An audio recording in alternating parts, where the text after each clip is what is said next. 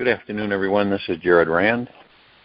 Welcome to the Global Guided Meditation Call for Friday, May 24, 2024. Well, after 3:15 p.m. Eastern. We're having a Versace health call and all the rest tonight after 9, a little after 9 p.m. Eastern.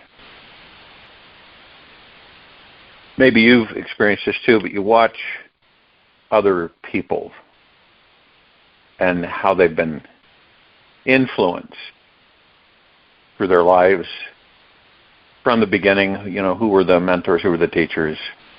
You know, what did they absorb, take in, and adopt as their own?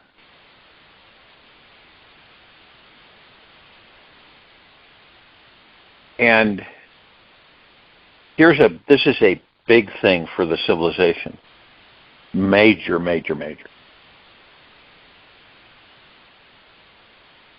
Now, I wouldn't say that I would say that there's probably a few, very minuscule amount of parents that talked with their children, communicated to them about enlightenment,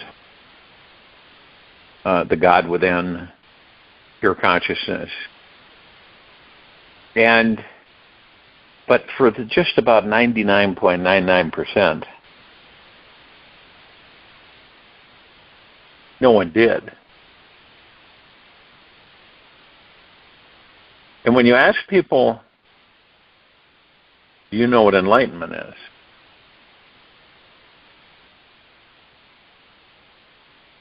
And some of them will say spiritual awareness or happy or bliss, or which it does incorporate all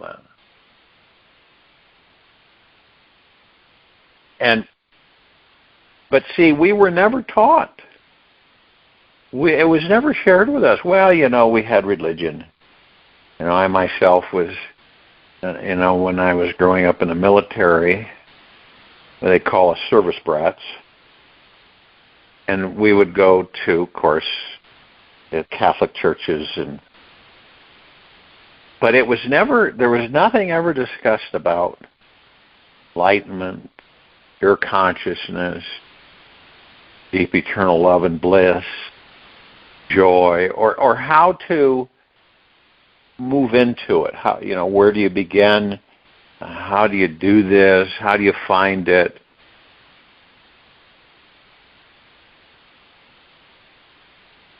And no one's talked about our chakras, meditation, or communicate with God. Everyone around us was more or less spiritually lost. Is this civilization right now on this planet in this very now moment spiritually lost? I don't believe as much as it has been the last several thousand years. I don't believe as much, but yes, I believe it still is. So, everyone around us more or less is spiritually lost, and then telling us what they believed would make us happy, make you happy. So they tell you what they think would make you happy, loved and successful in this life. They wanted the best for us, yet ended up communicating to us how to be unhappy, unenlightened, through their actions, belief system, and behavior. If any of us go back and think about our childhood, what do we remember was the typical standard story we were told? That would make you feel like a failure, isolated, unloved, or a sense of separation. What belief system did we inherit from our family that created massive limits on how we feel about ourselves and life today? Now, you may have heard some messages like, okay, you need an education, right? Well, everybody was told that. You need an education to become somebody. You're not going to make it out there too far unless you have a college degree. right? There just isn't enough time for that, right? We can't afford this, can't afford that. You cannot be, do, or have XYZ. You're just too much of a blah, blah, blah, blah, blah. Now, obviously, we're very gullible as children. Yet, if we did not become identified with our family's limiting belief system, chances are we probably wouldn't be here. If we didn't think like they did, they might have stopped feeding us and pushed us out of the tribe. We needed to think small, right? What were we told? And obey the one in charge in order to remain accepted, loved, and alive, because a lot of us felt that way. Well, I better do this, because if I don't do this, what's going to happen? From the moment we were birthed, we all received the idea that this unenlightened state of this life was the norm. Now, you may have seen all the insane world problems on the nightly TV news and thought that this was how the entire world operated, and mass suffering was just the way things were.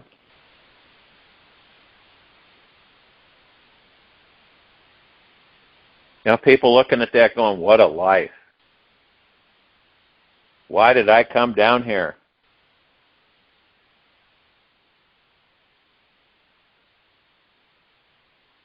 So as we became teenagers, we either rebelled or became assimilated into the unenlightenment system. That's what this is. This is what we're leaving, the unenlightenment system.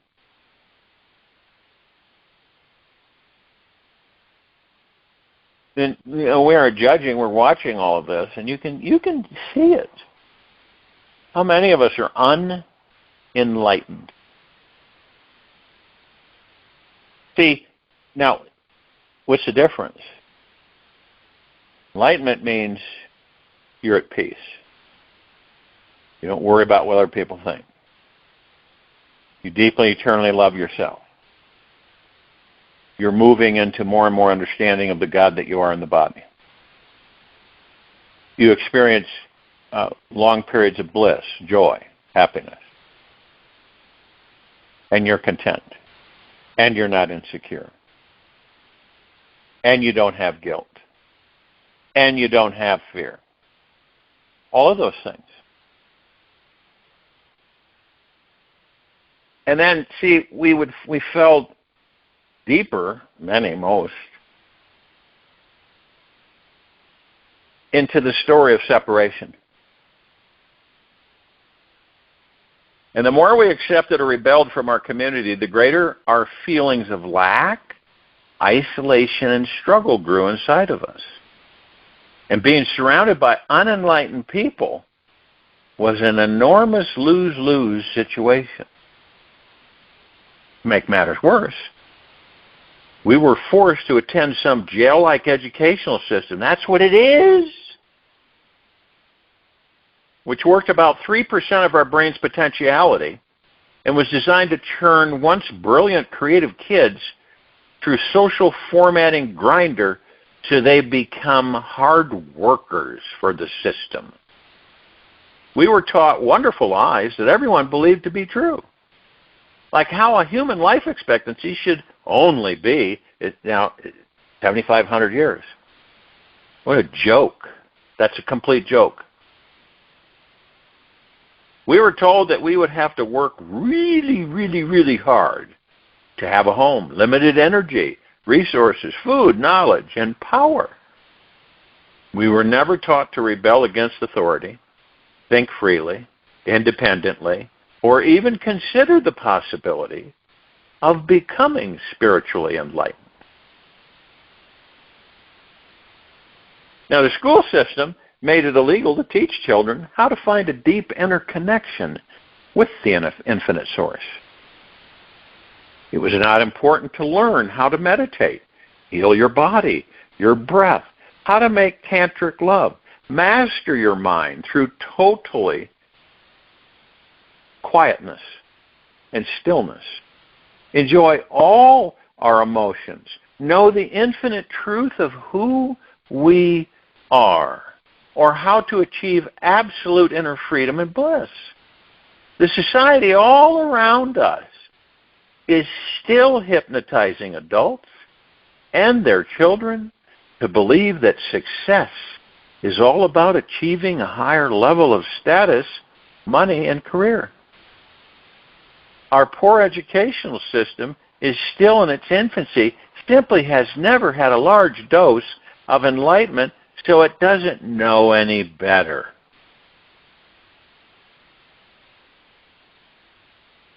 Now,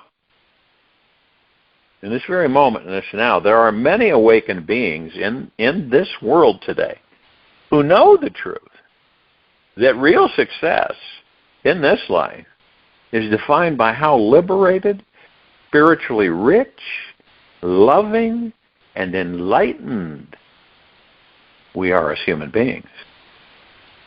This world is slowly waking up, one being at a time. People are beginning to see that happiness is not something you can attain from striving to achieve the right income, status, career, marriage, or diploma. Striving to reach these things will only distract us from walking our spiritual path and discover the most rewarding life experience of them all. Remember, whatever limited ideas that you received from your family or school system were their limitations and not yours. When you stop and give those beliefs back, you can reclaim your spiritual freedom again within yourself. The limiting beliefs handed down from our families run deep in our blood, and it will take every ounce of our awareness inside us to see them. Freedom will occur when they are fully seen, felt into, and released from our mental, emotional bodies, as well as our subconscious mind. We must choose to forgive all those people of their unenlightened programming if we are ever to be fully free. How did they know? They didn't know, did they? They didn't have a clue. They did what they knew. They did what they thought was best. It is all karmic, and nobody really is to blame. They simply were not taught by their parents how to live in a constant state of wonder and amazement in their lives while doing daily tasks like changing diapers, cutting the grass, going to work, paying their bills. When we forgive them and see how they were not raised by fully self-realized, self-actualized, enlightened beings, we can easily forgive ourselves for the limiting beliefs and negative feelings about ourselves that we inherited.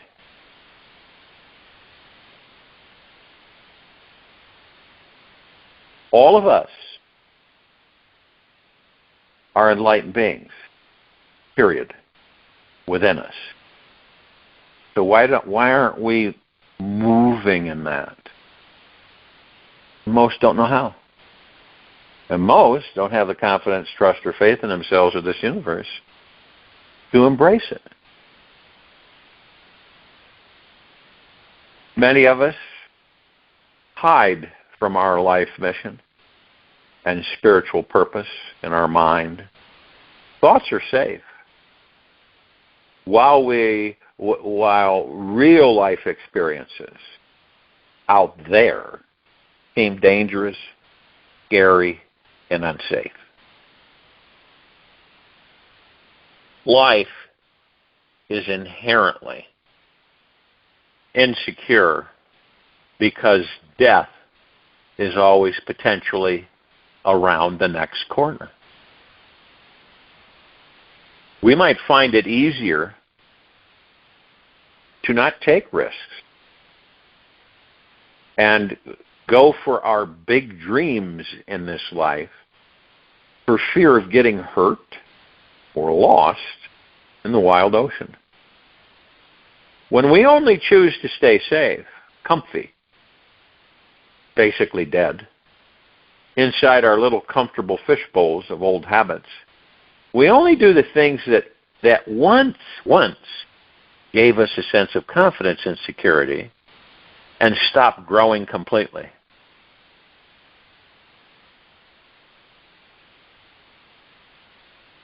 Life is this, it's a beautiful natural chaos with a divine cosmic structure. Our lives are these daily adventurous, as a roller coaster ride, that we need to learn how to enjoy it. Life is meant to be fun because we just don't know exactly how things will ever turn out. You won't know until the last second how you'll respond to what someone says or how you'll make the most important decision you need to make.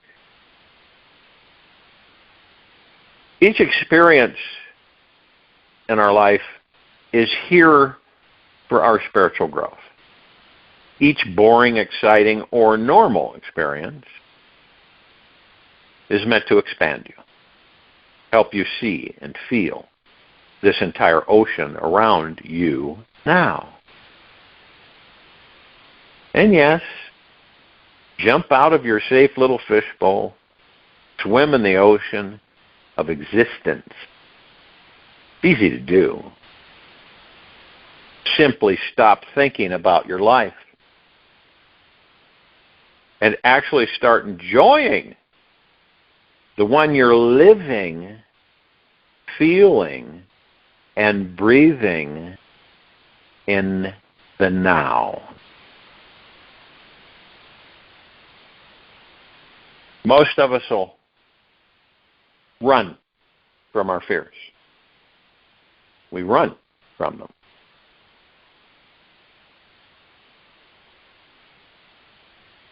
Instead of embracing and loving every fear that arises. Because the less fear we're holding in the body, these bodies that we're in, right?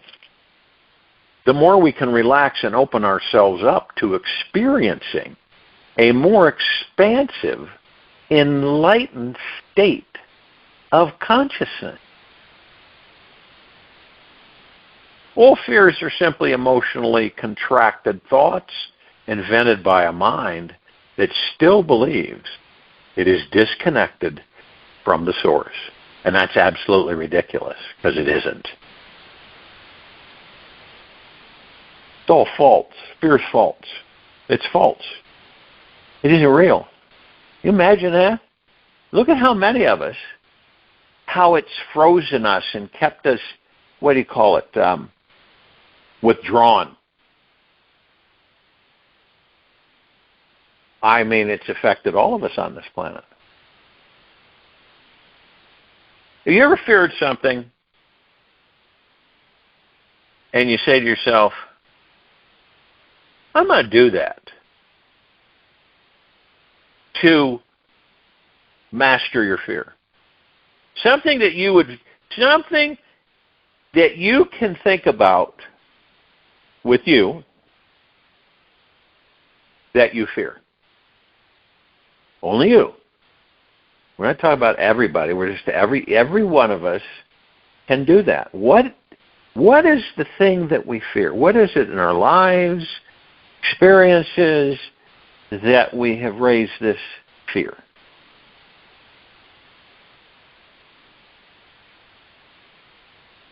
Like, what are you afraid of? Some people have been afraid. You know, I've been with some people sitting in a lake, right? There's a pier. And they're scared to death to dive off that pier. And it was like, now the rest of us weren't afraid to dive off, but they were. Some folks were saying, I'm not going to do that. Water's dark. I don't know. I've never been to this lake. I don't know what's in there. Oh, come on. It's not a big deal. How do I know there's not something in there that's going to bite me or hurt me or something? These are, see, the unknown for us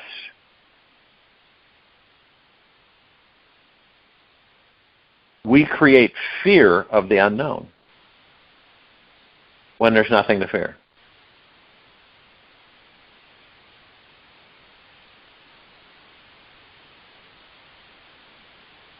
See, when we discover what we are deeply afraid of, we can access any fear by opening ourselves up to another being intimately in conversation.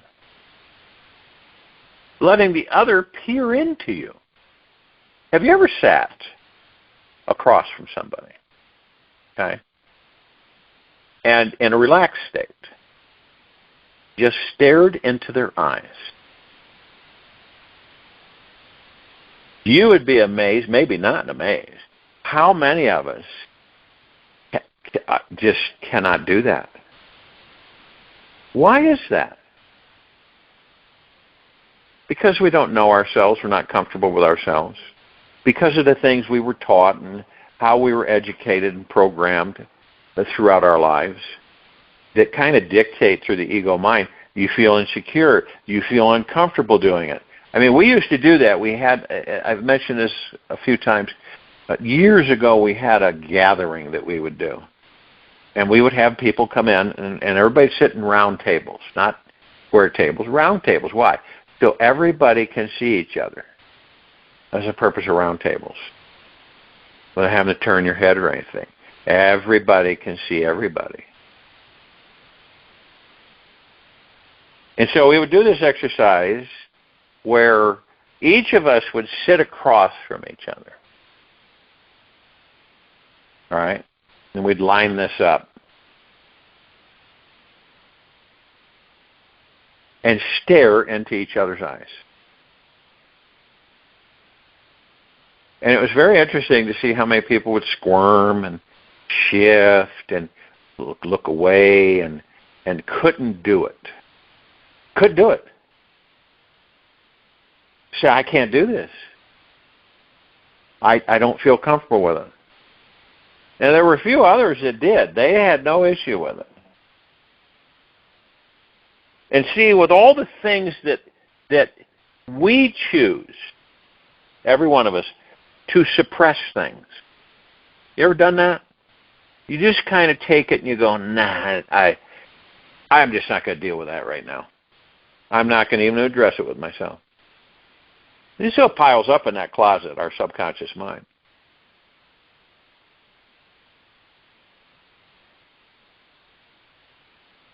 See, once we learn,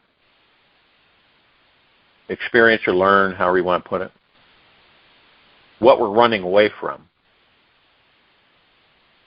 run towards it and welcome it into your heart with a big, huge embrace. Big, full-body embrace. You know, people don't do that anymore. How many people have you witnessed that have done what I'm talking about is a full-body embrace, which means the whole torso, legs, everything, you come right together and embrace each other. You know, years ago we used to do that. It wasn't an issue. There weren't any phobias about it. But society has dictated to the majority of the civilization on this planet said, oh, no, you can't do that. You can't do that. Why? Well, it's inappropriate. You know? You can't full body hug somebody that you don't know. Could be misinterpreted that you have sexual intentions. You see how that...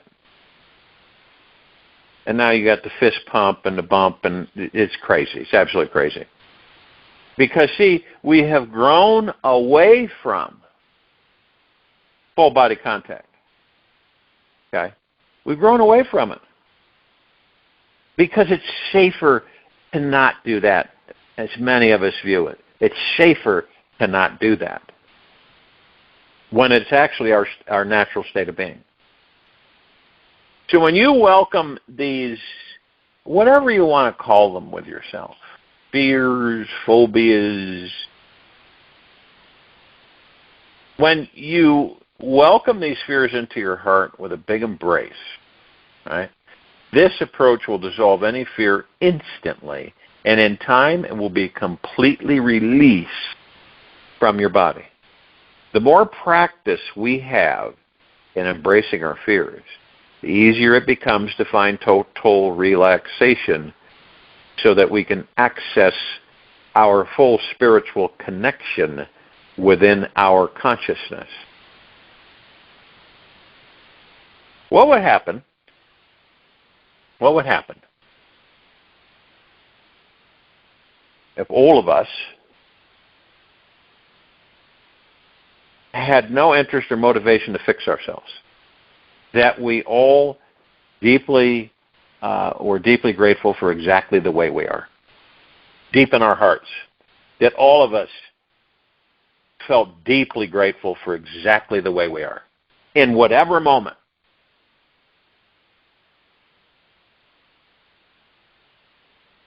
What would happen in the event that the civilization of this planet stopped trying to continuously improve or fix itself?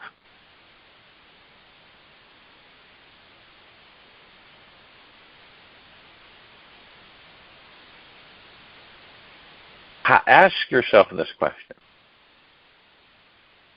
in the quiet time of this meditation. How often do you find yourself trying to replace your negative thoughts and feelings with positive ones? How much of your life has been spent trying to heal yourself or your mind? Is all the effort and energy you're putting into improving you actually making you relax into the experience that you are already divine, already sacred, deeply lovable, and already connected to the God source?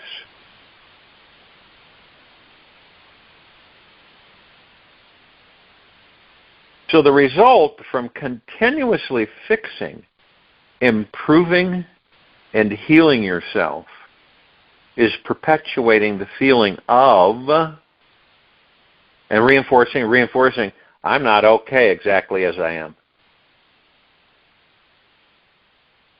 Any unconscious self-improvement habit,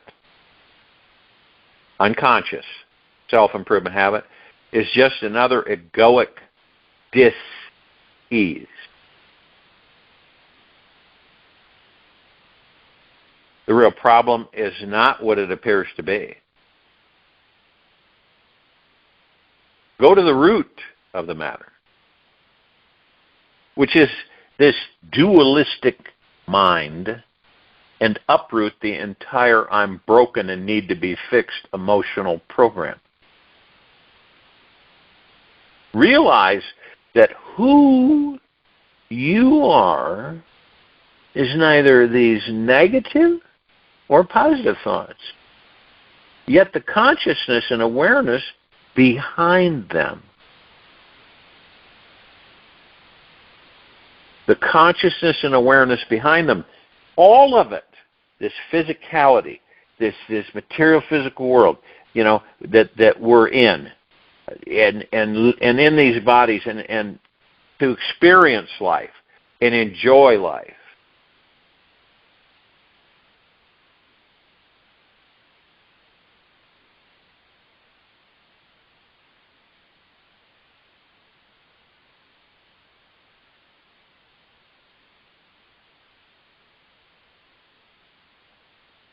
Only through pure awareness will you be able to stop the habit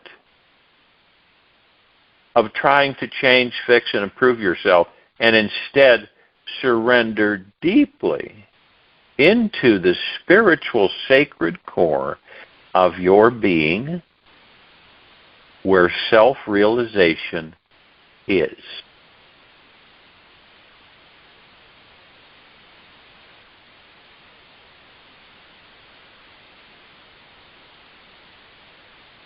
We know the mind is a limited conglomeration of ideas and beliefs about who we think we are and what reality is. It behaves much like a computer that is unaware of itself and just spits out information that was programmed into it, doesn't it?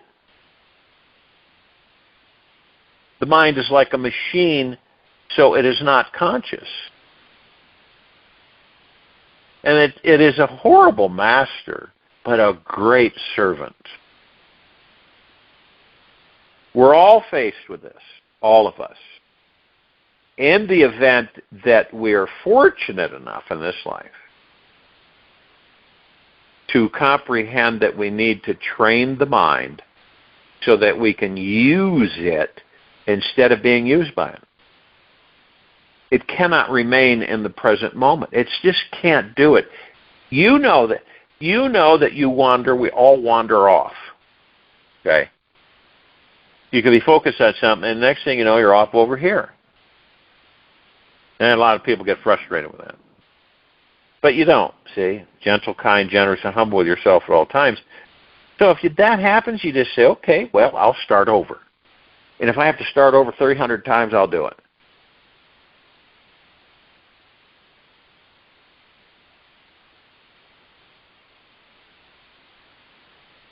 It cannot remain in the present moment. It must keep moving with ideas that engage the past and future to remain in control of you. Meditation is when we quiet the mind. We regain control of it. The more we can practice paying attention to the stillness and silence that is behind the chattering mind, the less power the mind has over us. And the less we will get trapped in our limited ego or identity. Just remember, I've mentioned this before, but if you looked at ego, E period, G period, O period, it really is an acronym for excluding God's omnipresence, which means you're excluding the God that you are from you. Through the constant awareness of our ego, we can bypass the mind and access this omnipresent divine spiritual energy inside us. Through constant awareness of our ego. That means you're not, you're looking at the ego. You're not judging it, but you're viewing and you're watching. Okay? This is your awareness of the ego. And that's constant. When you get to the point where you're monitoring your ego all the time, then you can bypass the mind and access this omnipresent divine spiritual energy inside you. We can discover our natural enlightened state. We become aligned with the bigger truth. What is that? That we already are infinite spiritual beings. We don't have to gain it. We're already infinite spiritual beings who have been given the gift of a limited physical human expression with illusionary challenges that make us grow. And when the mind is quiet, we can enjoy this divine play. We can watch it and find real peace with the entire dynamic we find full acceptance that we are both the ego and the spirit, and know all is perfect as it is.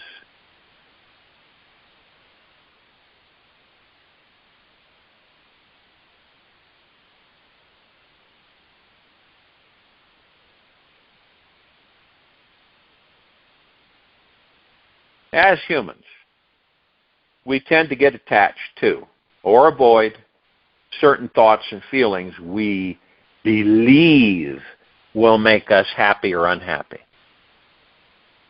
We get into habits of resisting this life and trying to control our experiences so that we get what we think will only bring us joy and avoid what makes us unhappy. We even create these patterns based on what others say, feel, and believe, and ignore our own inner voice and connection. And this attachment and avoidance habit manifests because deep down we feel disconnected from our spiritual source. We are still trying to find some form of security by controlling our reality. And when we were young, we saw others avoiding what is painful and remaining attached to what is pleasurable and believed that this is how it should be done.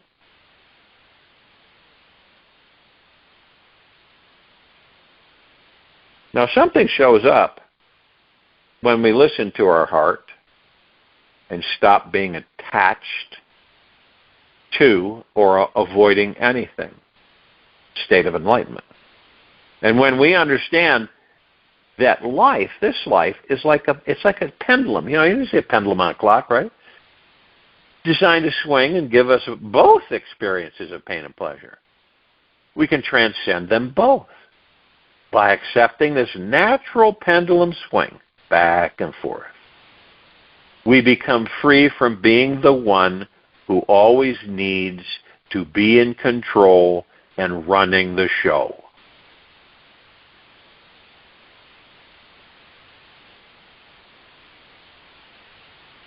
Pain and suffering are just this universe's way of telling us to do what? Do what? Let go and trust the flow. The purpose of feeling pain is not to create more suffering, yet for us to wake up and create an immediate new life change. This change is necessary for us to evolve and eventually drop all identity with our ego trip so we can return to our spiritual source. By allowing ourselves to let go of our mind's attachments and aversions, we can genuinely enjoy our life again. And if you've never really enjoyed your life, then it's even going to be that much more wonderful.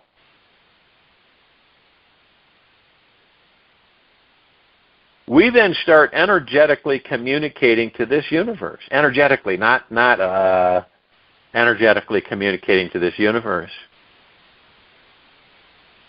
that we are abundant, thankful, happy, beautiful, and free. This experience allows us to expand in consciousness and deepen our connection to our infinite source inside. I'll join you in a meditation. I'll return to close us out.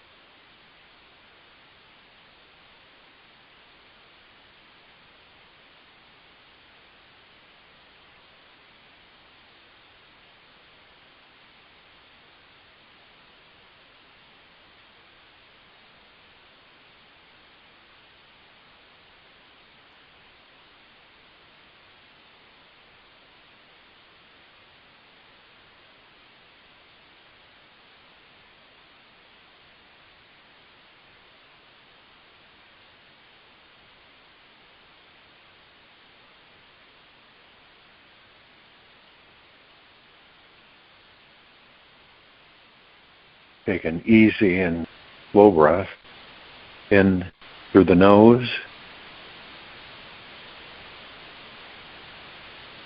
and an easy and slow breath out from the mouth. Remain still. Love is the pathway to bliss. Whatever you decide to do with this life, make time to explore the vibration of love. Devote your days and evenings to diving deeper into the feeling and experience of love. You will find this practice is the most fulfilling, rewarding thing you will ever do. An infinite, amazing love awaiting you now. Take this with you for the rest of the day, into the evening and night and the following morning. And we will return here tonight after 9 p.m. Eastern, and Saturday, May 25, 2024, a little after 3:15 p.m. Eastern, to continue our global guided meditation call. Be gentle, kind, generous, and humble with yourself at all times. Be in the highest of the highest high, deepest of the deepest deepest, and purest of the purest purest. Eternal gratitude at all times. And experience the bliss that comes in